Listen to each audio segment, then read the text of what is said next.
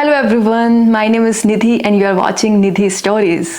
तो अगर आपने मेरी लास्ट वीडियो देखी होगी तो आपको पता होगा कि लास्ट मंथ मैंने अपने सीपीए के चारों एग्ज़ाम्स क्लियर कर लिए हैं। तो जब मैं यूएस आई थी और मैंने सोचा था कि मैं सीपीए स्टार्ट करना चाहती हूँ, क्योंकि यूएस में जब आप आते हो, अगर आप सीए हो तो आप सोचते हो कि आपको सीपीए करनी ही पड़ेगी if you want to grow in your career, क्योंकि यूएस में CPAs are like more preferred. तो मुझे कुछ भी नहीं पता था कि हाउ टू स्टार्ट सीपीए, कि क्या इसके रिक्वायरमेंट्स हैं, मुझे कहाँ रजिस्टर करना है, कितने एग्ज़ाम्स होते हैं। I don't have any idea about it.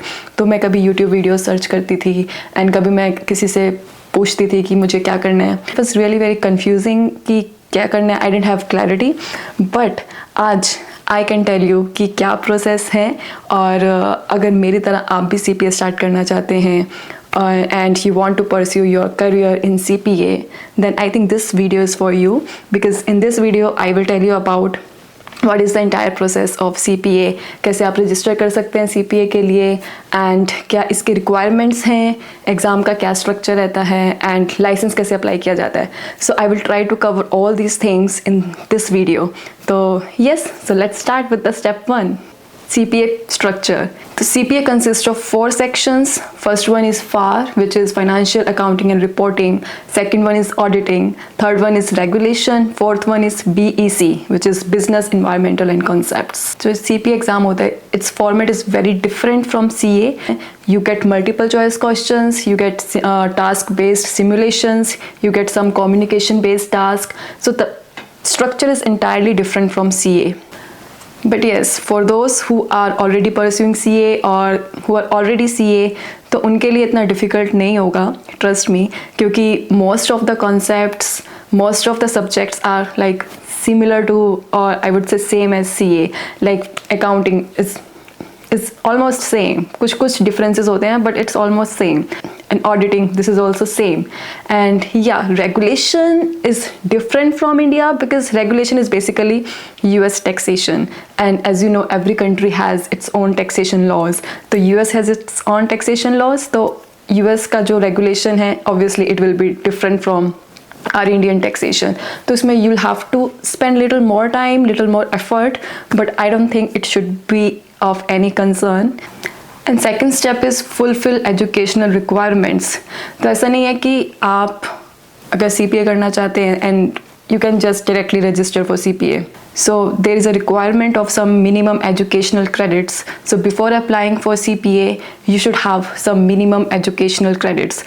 And these credits are like vary based on states. Like in California, they have 150 credits, and it may differ in any other state. जैसे मैंने California का दिया है तो it had like 150 credits. और आपको minimum graduation तो आपके पास होनी चाहिए। एंड अगर आप CA हैं प्लस ग्रेजुएशन है तो 150 क्रेडिट्स आपके बन जाते हैं, क्योंकि मेरे खुद 150 से अब बन गए थे विद CA एंड ग्रेजुएशन। तो येस, अगर आपके पास ग्रेजुएशन है एंड प्रोफेशनल क्वालिफिकेशन है तो it should not be any problem. But अगर आपके पास कोई प्रोफेशनल एजुकेशन नहीं है, like you are not CA, then आपको MA, MBA या कोई मास्टर डिग्री करनी पड़ेगी, सो दैट आपके जो क्रेडिट्स हैं वो मिनिमम जो भी रिक्वायरमेंट है उसको फुलफिल कर सकें। And one more thing, unlike India, तो यहाँ पर क्या होता है, आपको जो भी आपका लाइसेंस है वो स्टेट बेस्ड होता है। इंडिया में तो ऐसा है कि if you are a CA then you can practice anywhere, कहीं पर भी आप जाके प्रैक्टिस कर सकते हैं इंडिया के किसी भी स्टेट में। बट यहाँ पर ऐसा नहीं होता। तो बिफोर अप्लाइंग फॉर और before even registering for CPA process, आपको पहले ही डिसाइड करना पड़ेगा कि आप किस स्टेट में रजिस्टर करना चाहते हैं। लाइक मैंने कैलिफोर्निया के लिए रजिस्टर किया था, तो अगर मैं लाइसेंस लूँगी तो मुझे कैलिफोर्निया का लाइसेंस मिलेगा। And if I want to practice in some other state, तो उसके लिए मुझे कुछ और भी रिक्वायरमेंट्स फुलफिल करनी पड़ेंगी, तभी मैं प्रैक्टिस कर सकती हूँ। तो यहाँ पे स्टेट बेस्ड है। तो बिफोर रजिस्टरिंग फॉर CPA आप पूरा एक एनालिसिस कर लीजिए कि आपको किस स्टेट में आपको रजिस्टर करना है, और स्टेट के बेसिस पे ही आपको फिर देखना पड़ेगा कितने आपको क्रेडिट्स चाहिए। सो नाउ यू नो कि आपको इतने क्रेडिट्स चाहिए, but how will you come to know कि आपके पास उतने क्रेडिट्स हैं भी कि नहीं है। So it has like a separate process जिससे आपको पता चलता है कि आपके पास मतलब कितने क्रेडिट्स हैं आपके। तो उसको कहते हैं ट्रांसक्रिप्ट्स इवैल्यूएशन प्रोसेस। तो इसके लिए क्या करना होगा आपको, NASBA or any other authority. So basically NASBA is the authority which administers this CPA examination process. तो वो आपके ट्रांसक्रिप्ट्स इवेल्युएट करती हैं, बताती है कि यस कि आपके पास इतने क्रेडिट्स हैं. If you fulfil minimum credits then you can register for your state board. तो NASBA भी है and there is like some other evaluation bodies as well, जैसे WES. तो मैंने WES के थ्रू अपनी ट्रांसक्रिप्ट्स इवेल्युएट करवाई थी. But one thing need to mention here कि आपको अगर आप जिस स्टेट में रजिस्टर कर रहे हैं तो हर एक स्टेट का अपना होता है कि वो कौन सी इवेल्युएशन अथॉरिटी एक्सेप्ट करेंगी. जैसे कैलिफोर्निया में NASBA को भी एक्सेप्ट करते हैं एंड WES को भी एक्सेप्ट करते हैं. बट कई स्टेट्स में सिर्फ NASBA को एक्सेप्ट करते हैं, WES की इवेल्युएशन को they do not accept. So once you decide कि आपको कहाँ पर इवेल्युएशन करवानी है, आप वहाँ पर जाके अपना उस साइट पे जाके अपना account you'll have to create your account. वहाँ पे आपको login ID, यूज़र नेम सब बनाना पड़ेगा. आपको रेफरेंस नंबर मिलेगा and you'll have to pay some fees to that authority so that वो अपना evaluation process complete कर सके. So once you register yourself on the WES or NASBA site, you get some reference number. तो वो reference number आपको अपनी जो भी आप रिक्वेस्ट कर रहे हैं ट्रांसक्रिप्ट्स अपनी यूनिवर्सिटी से, अपने इंस्टीट्यूट से, तो उस फॉर्म में आपको वो रेफरेंस नंबर लिख के देना होता है सो दैट आपकी यूनिवर्सिटी और कॉलेज जहाँ से भी आपको ट्रांसक्रिप्ट्स मिलनी है तो वो डायरेक्ट आपकी ट्रांसक्रिप्ट्स आपको WES और NASBA को भेज दें and with that reference number they'll come to know कि okay you are the candidate, ये आपका इवेल्युएशन कर रहे हैं.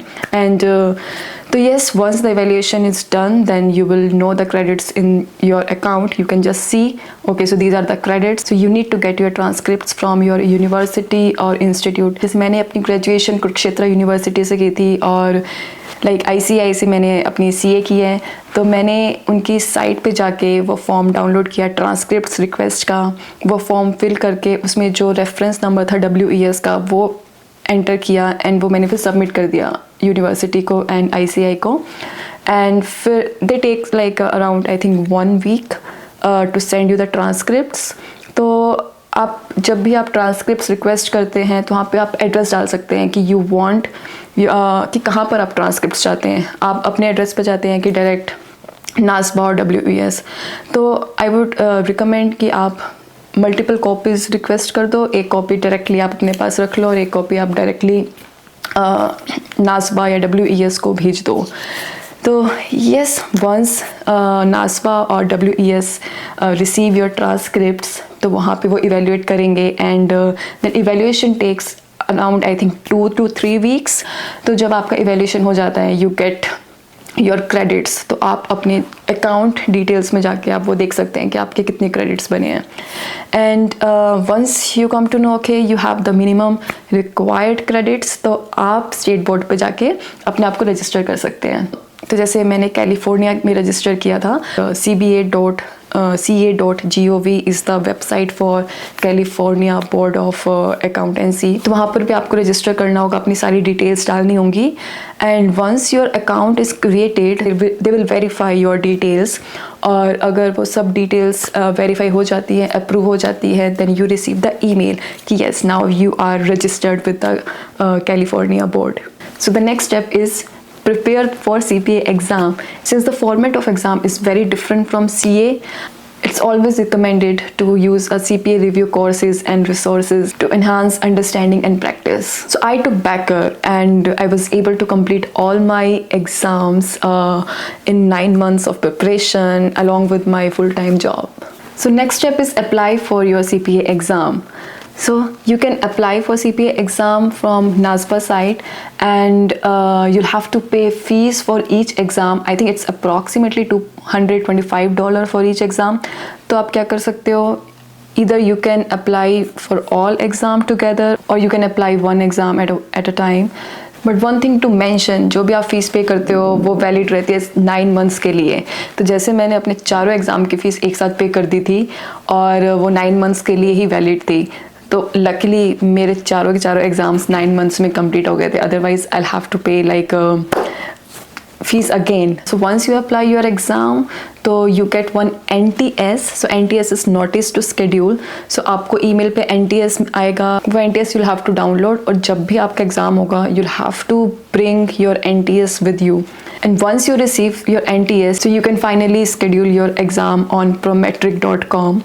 तो जब भी आपको एग्ज़ाम स्केड्यूल करना है, आप prometric.com पे जाओगे, वहाँ पे आप अपना जो भी NTS में आपको एग्ज़ाम का कोड लिखा होगा वो आपको वहाँ डालना होगा, और फिर वो आपको डेट्स एंड जो भी टाइम्स अवेलेबल होंगे और जो भी सेंटर अवेलेबल होंगे वहाँ पे सब डिटेल आ जाएगा, and you can schedule your exam. Yes, and the next step is finally appearing for exam. तो जब आपका एग्ज़ाम होगा उस दिन there are like few things that you should keep in your mind. The first thing is you should bring NTS with you. The second thing is you should bring your ID proof with you. And so third thing is you should arrive at the place at least 30 minutes before your exam time. Yes, and now once you clear all your exams, the next step is apply for your CPA license. तो अगर आपके चारों exam clear हो जाते हैं उसके बाद ऐसा नहीं है कि आपको डायरेक्ट लाइसेंस मिल जाएगा. सो लाइसेंस लेने के लिए, अप्लाई करने के लिए भी कुछ रिक्वायरमेंट्स हैं. तो फर्स्ट वन इज़ आपके चारों के चारों एग्ज़ाम क्लियर होने चाहिए, and the next thing is you have to clear one ethics exam. तो यस, तो एथिक्स एक एग्ज़ाम होता है जो आपको ऑनलाइन परचेज़ करना होता है, and once you purchase the exam आप वो स्टडी मटेरियल रीड कीजिए, एंड जब आपको लगे कि you are prepared to give the exam, आप ऑनलाइन कभी भी एग्ज़ाम दे सकते हैं. You get 6 attempts to pass the exam and the passing score is 90%. Yes, 90%. मेरा सेकेंड अटैम्प्ट में हुआ था. एंड बाकी आपके जो चारों एग्ज़ाम्स होते हैं उसमें आपका मिनिमम पासिंग स्कोर 75% होता है. तो एथिक्स में 90%. ऑब्वियसली थोड़ा डिफ़िकल्ट हो जाता है, बट अगर आप प्रिपेयर करोगे तो यस, आप इजीली क्लियर कर सकते हो. And next requirement is educational credits. तो जो एजुकेशनल क्रेडिट्स आपके जब आपने रजिस्टर किया था CPA एग्ज़ाम में, that is different requirement, but license लेने के लिए there is a different requirement. तो उनके कुछ पर्टिकुलर सब्जेक्ट्स होते हैं और कुछ क्राइटेरिया होता है कि आपके इस सब्जेक्ट में इतने पॉइंट्स होने चाहिए, इस सब्जेक्ट में इतने पॉइंट्स होने चाहिए, तो मिनिमम क्रेडिट्स होने चाहिए. And last thing is experience. So last thing is experience working in public or non-public accounting firm under CPA, like who has active CPA license. तो जैसे कि अब जैसे मैं EY में जॉब कर रही हूँ, तो that is a public accounting firm.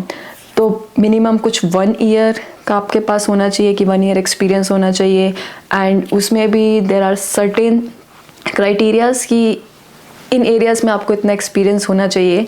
तो yes, that experience certificate or experience thing, you'll have to get it from your company, and once you have all these documentation like result of all those 4 exams, then ethics exam, then आपके educational credits, and the last one is experience certificate. ये जब चारों चीज़ें आपके पास होंगी फिर आप ये सब चीज़ें स्टेट बोर्ड को देंगे, एंड स्टेट बोर्ड उसको इवेल्युएट करेगा.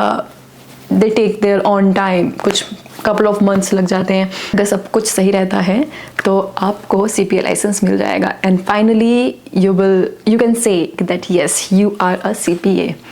तो यस, ये था entire process. And one thing I would like to mention, कई व्यूअर्स ने पूछा कि हाउ डिफ़िकल्ट इज़ और how different is CPA from CA. अगर हम CA नहीं हैं तो अगर सिर्फ ग्रेजुएशन है तो क्या हम CPA कर सकते हैं, क्या it will be easy for them to understand और to pass all those exams. Then I would say अगर आप CA हैं तो डेफिनेटली आपके पास एक प्लस पॉइंट है, क्योंकि आपको उन सब्जेक्ट्स के बारे में ऑलरेडी नॉलेज है, आपने वो पढ़े हुए हैं, आपने CA का एग्ज़ाम क्लियर किया है. तो CPA एग्ज़ाम क्लियर करने में, उसकी तैयारी करने में आपको उतना टाइम ना लगे शायद, जो कि आपको लग सकता है अगर आपने CA नहीं की है. बट इट डजेंट मीन कि आप CPA नहीं कर सकते हैं. You can definitely do. हो सकता है कि आपको 2-3 महीने ज़्यादा लग जाएं, but you can still do. So I think there is nothing to worry about it. अगर आप CPA करना चाहते हैं तो आई वुड से कि येस, आप जल्दी से जल्दी रजिस्टर कीजिए और अपना CPA की राह पर बढ़ते जाइए. एंड आज की वीडियो में आई थिंक इतना ही। अगर आपको कुछ भी क्वेश्चंस हैं किसी भी स्टेप के बारे में, if you want to know further, तो do let me know in the comment section and do like the video and share it with your family, friends, and I will see you in the next one. Thank you. Bye.